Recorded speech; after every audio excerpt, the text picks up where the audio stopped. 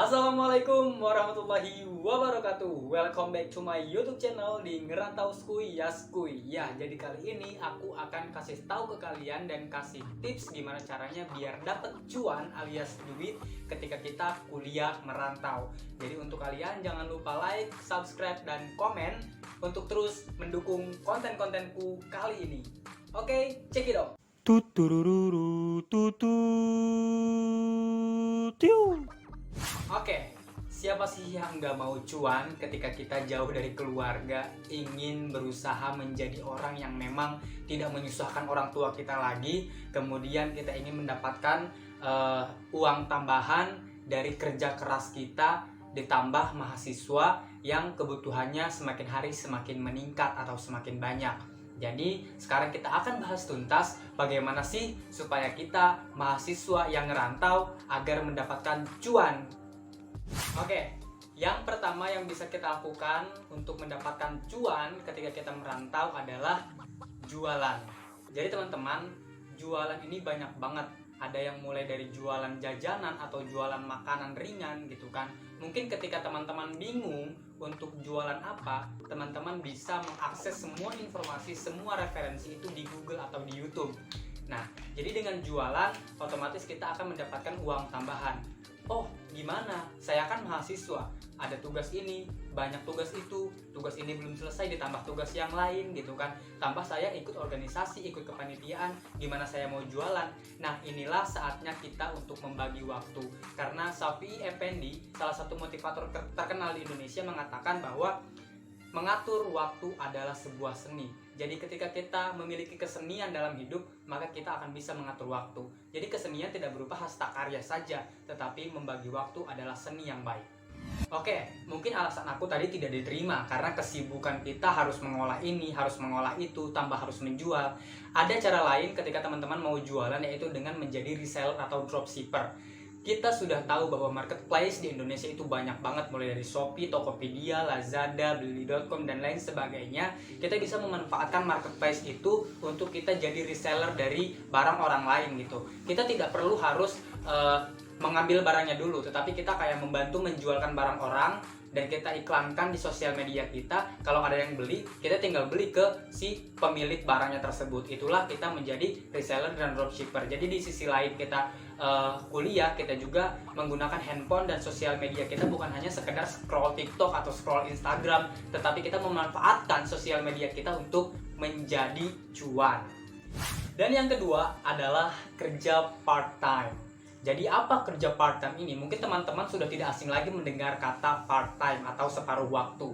Jadi kerja paruh waktu ini adalah kerja di mana ketika kita mungkin tidak ada kelas, mungkin teman-teman ada kelas pagi. Nah, mungkin malamnya setelah ada kuliah, teman-teman bisa ngambil kerja. Kerja part-time ini yang mungkin bisa sampai sebulan, 2 bulan, 3 bulan, bahkan bertahun-tahun. Biasanya ada lowongan di sosial media itu banyak banget, mulai dari Facebook, Instagram, ataupun di Google gitu kan. Teman-teman nanti bisa dibaca di link deskripsi, aku akan kasih tahu untuk informasi lowongan kerja yang ada di Bali itu sendiri. Jadi kerja part-time ini bisa teman-teman pikirkan dan bisa teman-teman coba-coba untuk mendapatkan cuan tambahan. Nanti teman-teman bisa cari informasinya di Facebook, di Instagram, atau di sosial media lainnya, dan bisa cari juga di Google. Biasanya mereka mengiklankan lowongan pekerjaan di sini, jadi ini syarat dan ketentuan segini.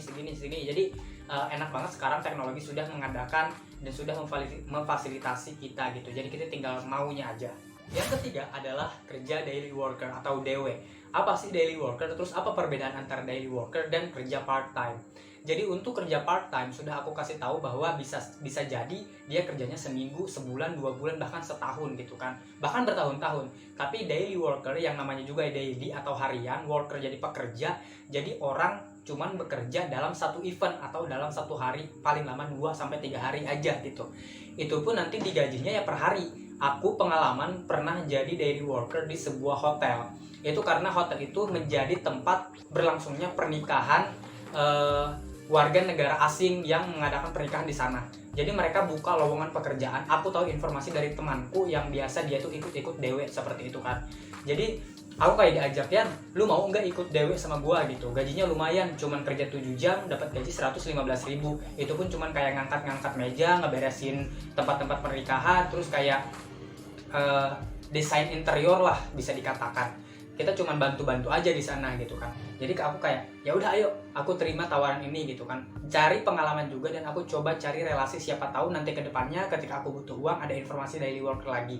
Jadi aku kerja nih sama temanku di sebuah hotel itu. Kita kerjanya jam 7 pagi, kebetulan hari Minggu, selesai itu jam 3. Nah, kami itu cuman kayak ngangkat-ngangkat meja, terus beresin area yang mau dipakai itu untuk acara pernikahan. Jadi enak banget kerjanya, nggak terlalu berat. Kita juga dikasih makan, dikasih istirahat, terus pokoknya simple banget kerjanya dan enak gitu jadi daily worker. Cuman mungkin untuk teman-teman yang mengambil DW yang ketika bukan hari libur mungkin agak dijauhi dulu karena akan mengganggu perkuliahan teman-teman, kecuali di hari itu teman-teman tidak ada kuliah, boleh diambil. Karena benar, seenaknya kita bekerja, capek pasti ada. Jadi harus benar-benar jaga kesehatan dan fokus terhadap kuliah kita dulu. Yang keempat adalah mengikuti event-event atau mengikuti lomba-lomba. Jadi di sini teman-teman ditawarkan, bahkan di Instagram itu sendiri banyak banget informasi lomba, bahkan banyak yang gratisan, sekalipun bayar itu tidak mahal. Dan teman-teman bisa tuh mengikuti lomba-lomba yang ditawarkan di Instagram atau di sosial media teman-teman. Misalnya lomba baca puisi, lomba menulis artikel, lomba LKTI atau lomba karya tulis ilmiah, lomba video, lomba fotografi, segala macam banyak. Jadi teman-teman silahkan sesuaikan dengan skill dan kemampuan teman-teman. Ketika teman-teman mungkin pintar menulis atau teman-teman mungkin bisa dalam hal fotografi, teman-teman bisa tuh mendaftarkan diri untuk mengikuti lomba tersebut. Lumayan, itu dapat cuan. Jika teman-teman masuk ke kategori juara, teman-teman bisa dikatakan berhasil. Berhasil apa? Yang pertama, berhasil mendapatkan cuan. Yang kedua, berhasil mengembangkan diri. Yang ketiga, teman-teman berhasil menunjukkan bahwa teman-teman mampu melakukan hal yang luar biasa. Oke, selanjutnya yang kelima adalah menjadi duta. Apa contoh menjadi duta? Mungkin teman-teman tahu nih, duta genre, duta bahasa, duta lingkungan hijau, dan lain sebagainya.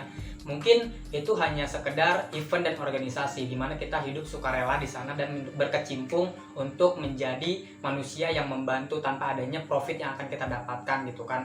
Tapi mungkin ketika kita telah masuk ke brand ambassador dan kita menjadi kayak model dari suatu barang, mungkin kita akan mendapatkan cuan dari sana. Tetapi di sini aku kasih tahu aja, banyak sekali duta-duta atau event duta yang menawarkan cuan dan memberikan penghasilan kepada kita.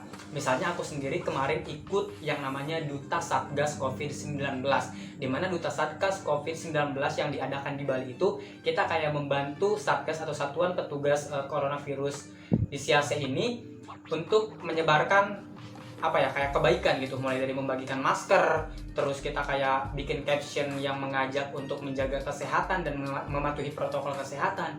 Kemudian kita juga kayak memberikan motivasi kepada masyarakat untuk terus hidup sehat, untuk terus berjaga-jaga agar terhindar dari paparan virus corona.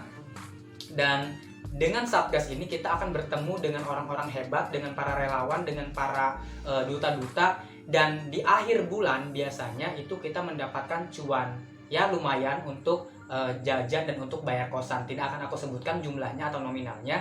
Jadi di sini duta-duta mungkin teman-teman bisa cari dulu di internet duta apa saja yang sekiranya dapat memberikan cuan kepada kita. Di sisi lain kita bermanfaat untuk manusia atau untuk masyarakat, kita juga mendapatkan penghasilan dengan menjadi duta itu sendiri. Jadi bisa diperhatikan dan bisa dipertimbangkan untuk menjadi duta ini. Kerjanya bagaimana? Memakan waktu enggak? Aku pribadi benar-benar santai dan tidak banyak memakan waktu. Aku cuman kayak ngambil foto, kemudian kayak saling mengingatkan satu sama lain ke teman-teman atau ke masyarakat yang aku temui di pasar atau di jalan. Terus kita kayak post di akun si Satgasnya ini. Kita kayak bikin captionnya, kemudian kita membagikan masker berapa buah misalnya gitu. Jadi track record kita hari itu apa gitu. Dan biasanya ada batas minimal kita dalam pengeposan atau mengupload sebuah foto di akun sosial medianya itu. Jadi misal dalam satu bulan harus ada 30 foto atau 30 track record yang dilakukan dalam satu bulan itu, baru kita akan mendapatkan gajinya. Jadi teman-teman enak banget gitu, ibaratnya satu hari cuma post satu foto dan satu kegiatan. Itu pun kita selain bermanfaat untuk orang, kita juga saling mengingatkan diri kita sendiri kan gitu. dan di sisi lain kita juga akan mendapatkan cuan gitu. Itu sih untungnya jadi duta. Kita bertemu dengan orang banyak, kita mengingatkan satu sama lain, terus kita belajar juga, dan tentunya kita mendapatkan cuan. Mungkin ini adalah yang terakhir dari sekian banyak cara untuk mendapatkan cuan, tapi aku hanya sebutkan beberapa aja, dan inilah yang sedang aku lakukan sekarang. Dan semoga teman-teman mungkin bisa mencoba dan mempertimbangkan tips dan trik dari apa yang aku sudah kasih di video kali ini. Dan yang terakhir adalah mungkin menjadi content creator. Kenapa menjadi content creator? Karena teman-teman, siapa sih yang nggak tahu TikTok? Mungkin kita dari TikTok tidak dapat penghasilan, tetapi ketika kita bisa mengeksplorasi diri kita bisa survive di dunia digital, di dunia sosial media, kita mengeluarkan kekreativitasan kita kayak berimajinasi, berhayal, dan hal-hal yang membuat orang tertarik itu justru menarik perhatian para perusahaan-perusahaan yang kemudian menarik kita untuk memasarkan produk mereka. Dari situlah kita akan mendapatkan cuan juga gitu. Mungkin sebelum kita mendapatkan cuan, kita akan mendapatkan barang dari perusahaan itu gitu kan. Tapi lama-kelamaan kalau kita sudah terbiasa untuk melakukan hal-hal seperti itu, yang awalnya kita iseng-iseng, yang awalnya kita kayak mengisi kegabutan gitu kan, bikin-bikin video kayak gini misalnya kan gitu, kita ternyata mencari sesuatu yang memang akan memberikan hal positif, ada dampak positif, yaitu berupa perhatian dari para perusahaan yang kemudian menarik kita untuk menjadi endorsement mereka gitu loh. Jadi untung banget kita akan mendapatkan pengalaman lebih ketika menjadi content creator. Selain kita nantinya akan dikenal, kita juga mendapatkan sesuatu yang kita butuhkan, yaitu relasi dan cuan lagi tentunya. Ya, mungkin untuk content creator banyak banget teman-teman. Teman-teman tidak perlu harus menjadi orang lain ketika ingin menjadi content creator. Misalnya teman-teman ingin menjadi tiktokers gitu kan, teman-teman memaksakan diri untuk menjadi si A gitu, sedangkan teman-teman tidak menyukainya gitu kan. Jadilah diri teman-teman sendiri gitu loh. Jangan ikut-ikutan menjadi orang lain yang padahal berbanding terbalik dengan skill dan kemampuan teman-teman. Jadi ketika teman-teman sudah bisa mengeksplorasi atau menunjukkan kemampuan teman-teman di sosial media, terus di dunia digital, ya teman-teman bisa menjadi diri teman-teman sendiri gitu. Teman-teman bisa mendapatkan mimpi teman-teman sendiri gitu. Terus jadi YouTubers lama dong, belum harus monet segala macem. Oke, kita sekarang begini. Ketika teman-teman bekerja, tidak mungkin teman-teman langsung mendapatkan berpuluh-puluh juta atau langsung sukses. Sesukses-suksesnya orang, otomatis dia akan memulai dari nol. Mungkin dari 100.000 dulu, 200.000 dulu. Begitupun dengan YouTubers atau TikTokers atau yang lainnya. Sebelum dia beranjak ke penghasilan yang banyak, otomatis ya mungkin pengikutnya baru 1, 2, 3. Tetapi kalau dia konsisten dan melakukan hal yang dia sukai secara terus menerus sehingga menjadi kebudayaan dalam dirinya, maka dijamin dia akan mendapatkan sesuatu yang tidak akan dia sangka di kemudian hari. Mungkin tidak sekarang, tapi nanti. Oke, itulah beberapa kiat-kiat atau trik dan tips mungkin yang sedang aku lakukan sekarang, dan semoga kalian bisa mempertimbangkan dan memikirkan dan terinspirasi dari apa yang aku ucapkan barusan di video kali ini. Semoga teman-teman bisa mendapatkan cuan dan bisa hidup mandiri di dunia perantauan. See you di next video, bye bye.